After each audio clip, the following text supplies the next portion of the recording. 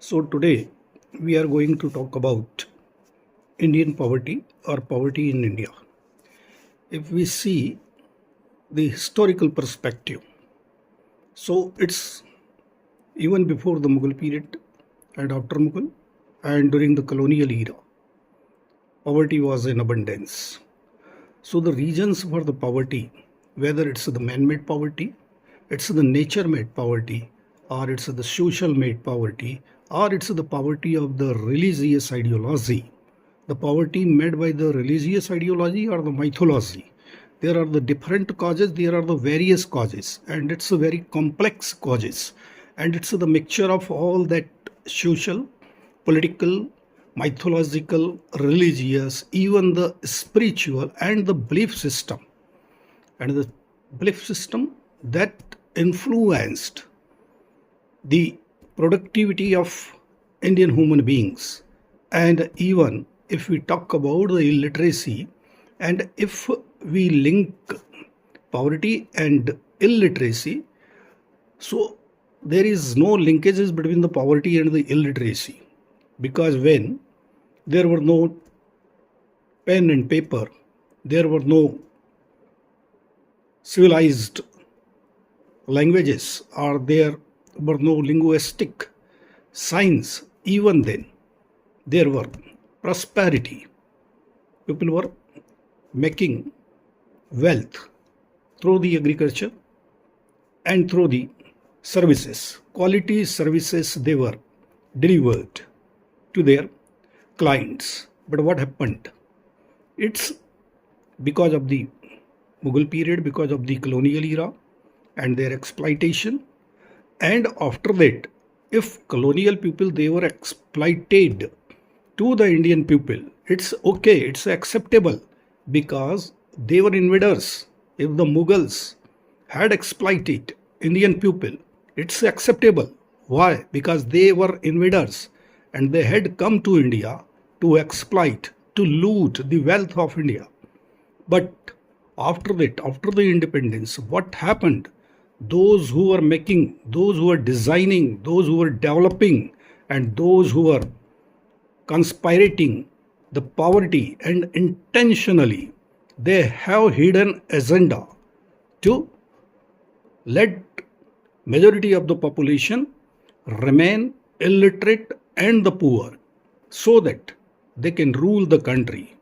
In fact, it's not governing the country, they are ruling the country, because the major factor, the root cause, after polling, after casting the vote, what a voter can do, after casting, what are the guarantee? If you talk about the citizen and talk about the various social and economic provisions for the citizen, it's all good on the papers, but in practice, it's not executable.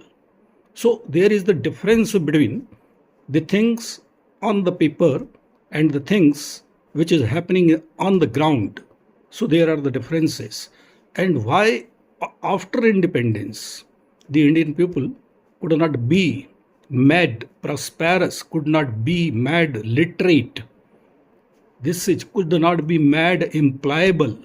This is because of the illicit intentions of those who were governing or who were ruling the country and who were getting the votes.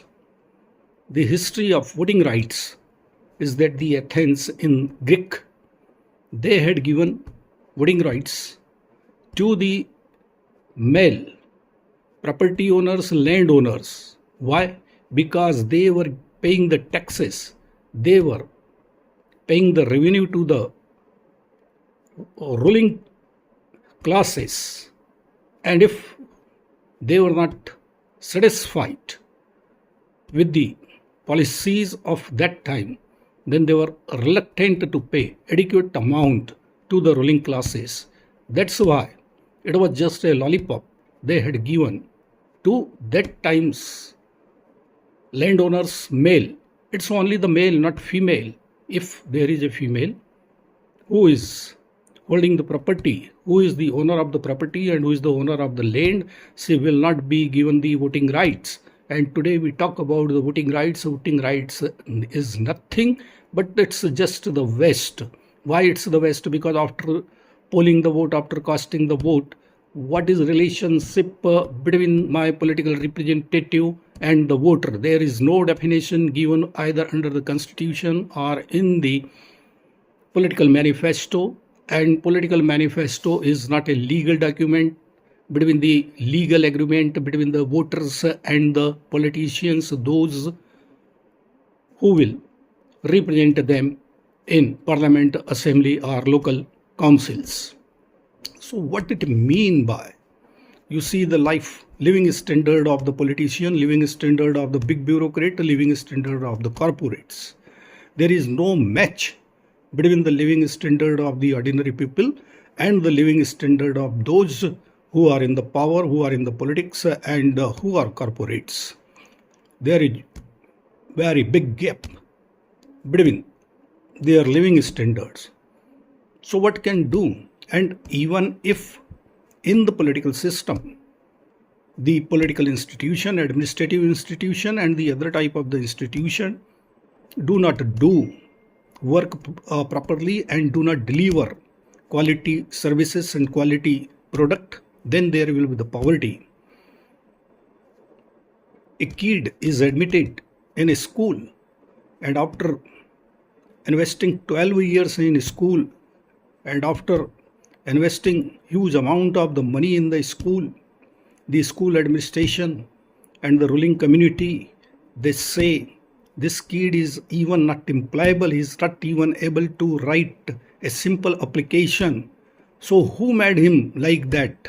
After taking money from him, after taking his energy, after taking his the time, who made like this? He was in the schools, and it is the schools' responsibility and accountability to make him employable, to make him a productive citizen. And they were failed. Either they were failed or intentionally they are doing like that.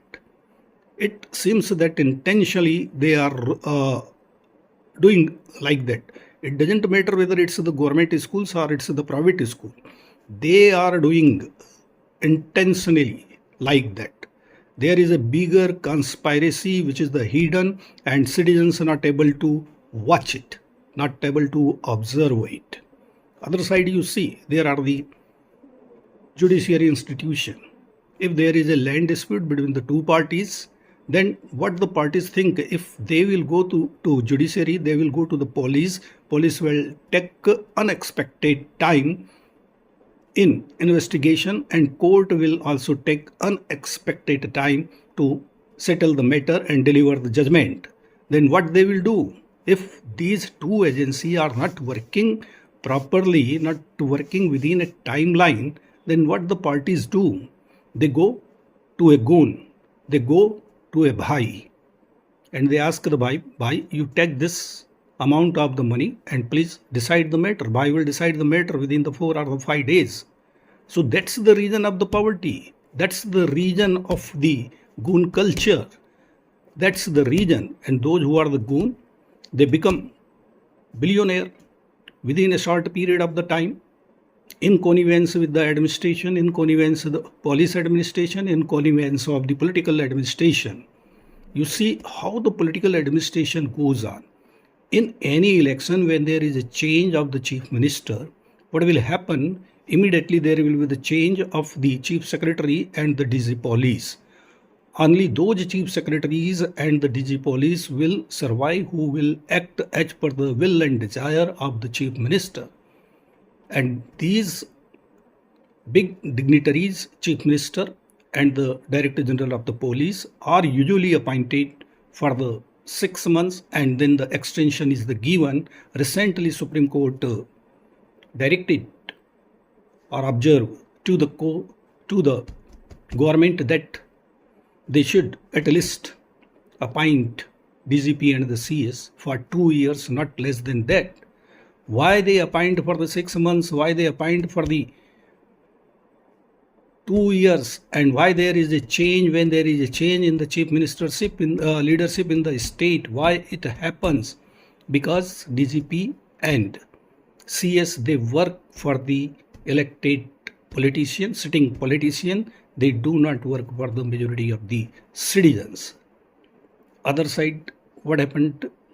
Politicians in the parliament, assembly, or the councils, what they do?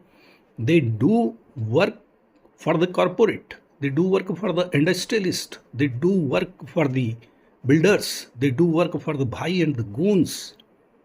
Why? Because they are getting funding from them to run the political party and to contest the election, because their political party or the dams do not generating any income. So to run the political party and to contest the election for the campaigns, funds provided by the corporate, provided by the builders, provided by the industrialists, and those who are the corporates, industrialists, and the politicians, they also own the medias. Majority of the media is owned by them. Either it's the print media or the electronic media. So in such situation, how the ordinary citizens who do not know why he is the poor, why is the illiterate, why he is the unemployed, why is the unsafe, he do not know the reason, and he doesn't have capacity to understand the reason. And even if he can understand, even then he can't do anything, he is unable to do anything. Suppose there is a person who filed a petition in the court. The petition is pending for last 15 to 20 years. All the time within 1 month period, 2 month period, or the 6 month period, he will write again application to the honorable judge. Then there is no action will be taken. Petition is pending for last 20 years.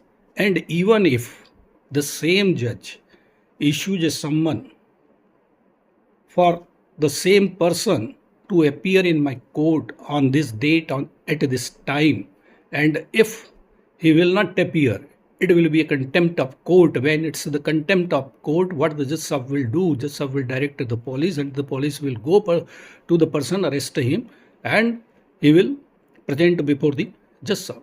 So this is the treatment given to the citizen under the democracy, which made by the same citizen. And same citizen made the politician, same citizen made the bureaucracy, same citizens made the judiciary.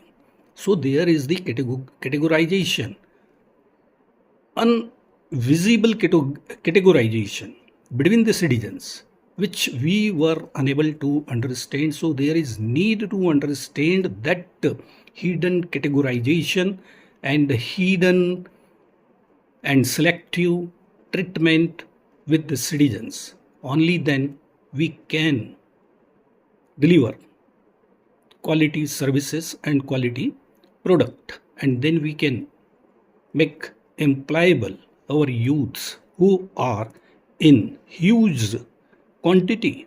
We are the youngest nation in the world.